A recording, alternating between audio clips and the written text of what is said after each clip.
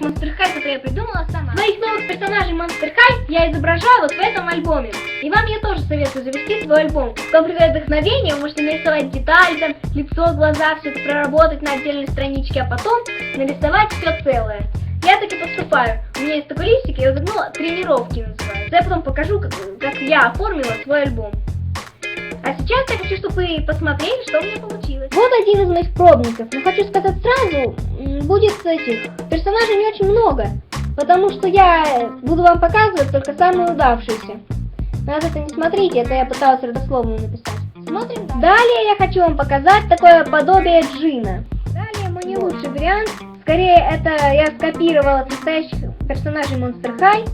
Но тем не менее они мне нравятся. Последний мой рисунок, который я нарисовала сегодня, это Камила Ланд, пресноводный монстр. Скидывайте в комментарии ссылки на ваши видео с вашими персонажами, делитесь со мной впечатлениями о ваших фантазиях. И напишите в комментарии, что вам может не понравилось в моих героинях, что может наоборот привлекает или чего не хватает. До скорых встреч, с вами была Супер КТ. Пока-пока, подписывайтесь на канал, ставьте лайки.